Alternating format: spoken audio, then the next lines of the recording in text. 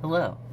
Okay, so today's video is going to be a January wrap-up. It is January 31st today, so I just want to talk about everything I read in the month of January. So, the first book I read was Milk and Honey, and I don't have most of these books, so hopefully I can figure out how to put a picture here.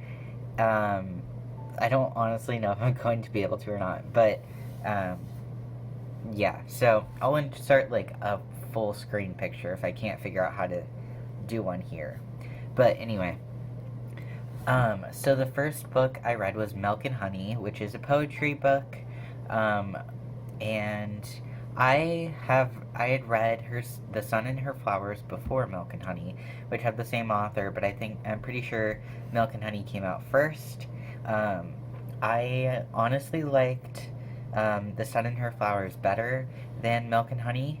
Um, they were pretty similar, but yeah, I just liked the way The Sun and Her Flowers was set up a lot better than Milk and Honey.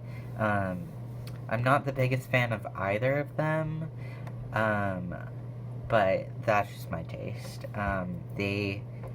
It's just a type of poetry that doesn't feel like a lot of thought was put into it. Like, with metaphors and analogies and imagery and making things mean multiple things and looking at syllable count and stuff like that. It just doesn't follow a lot of rules, which is fine to break those, but um, I don't think it had like super deep meanings to everything. I think a lot of it was pretty surface level. Like what they were talking about may have been deep, but it was very clear that that's what they were talking about. So, okay. And the next book I read was The Reptile Room in the series of Unfortunate Events. I liked that one a lot. I liked the first one better, I think, but it's a good series. I like it so far. Um, no, I never read it as a child, so I'm reading it for the first time now. And I would like to go into the next book, but I don't own it yet, so gonna have to wait on that. After that book, I read a book called Pillow Thoughts, which, in hindsight, probably shouldn't have bothered because it's very similar to Milk and Honey and The Sun and Her Flowers. So once again, it was kind of like it was okay. Um, I just kind of read those books in like one sitting, and it's just kind of a fun like quick read. But I'm not the biggest fan of poetry like that. And then after Pillow Thoughts, I read Candide, which I'm hoping I'm pronouncing that right. It's probably French, so I might not be. But Candide by Voltaire, um, which was a really great book. It was super short, um, but I liked it a lot. It's a philosophical fiction, it's considered to be a classic. And I love both of those things, so it was really good. I loved it. It's the most satirical novel I have ever read, novella, I suppose. Um, but I really liked it. I almost gave it 5 stars, which is really difficult for me to do. I don't give 5 stars very often, and um, yeah, it was very close to getting 5 stars. After that, I read Harry Potter and the Prisoner of Azkaban, which I don't think I really need to discuss whether or not I liked Harry Potter or like if it was good or what happened. Everyone kind of knows already, so I read that. Then after that, I read one I actually have the book of. I read Through the Looking Glass by Lewis Carroll, the second part to Alice in Wonderland. Anyway, I liked it. I liked Alice in Wonderland better than Through the Looking Glass, but it was still good. So,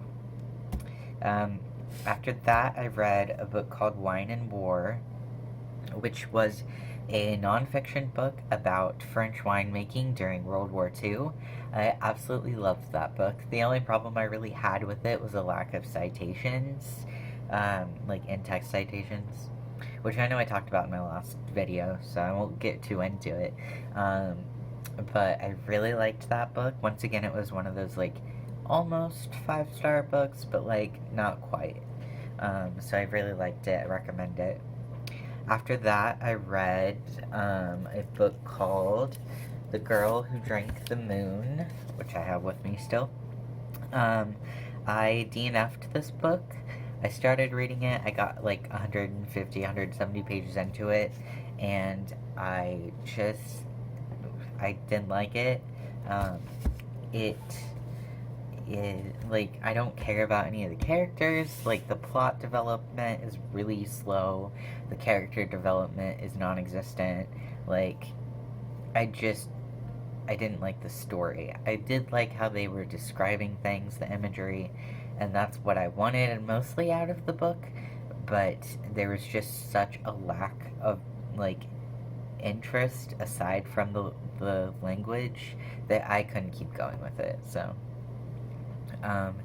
After that, I read Aristotle and Dante Discovered the Secrets to the Universe, which is not my genre. Like, I wasn't the biggest fan of that book. I don't hate it at all, and I can see why people like it, and I liked it to some extent, but it's just not my thing. Like, I don't know. I'm not good with super character-focused books. I just get bored. And then the last thing I read in January was this graphic novel, The Prince and the Dressmaker. And I loved this. It's such a cute story, and the illustrations are beautiful. It's so cute, and I recommend it to anyone. I really liked it. So that was everything I read in January. I also have some things I've started reading, so I'll show you those as well. So, the first book is Walden by Henry David Thoreau. I have read the first chapter, and a little bit of the second. And, I like the idea of this book better than I think I'm going to like it in practice. But we'll see. I'm not far enough into it to know for sure yet. And then I started reading Moby Dick. I don't know how far into this I am. Let me check. I am like 50 pages into it. I like what I'm reading. I just, for some reason, I'm having a hard time getting through it. It's not the language, because I've read books like that before, you know. I love classics, but for some reason I'm like going slower with that one, so I don't know. And then the last book I started is this one, which is The Paranormal: Who Believes, Why They Believe, and Why It Matters. It's a nonfiction book written by a sociologist about why people believe in paranormal things, like why people are having paranormal experiences and stuff like that. So, I'm really interested in that book so far. So that is everything I have read in January. As a total, I read 10 books in January. I'm not sure how many pages, so I will insert how many pages that ended up being here as well. So, yeah, that was my January reading. It definitely could have been better. I didn't average very high ratings for this month, and everything, the majority of what I read was pretty short, too, but at least I read, so, that's it for this video. Make sure to like and subscribe and all that good stuff, and I will see you next time.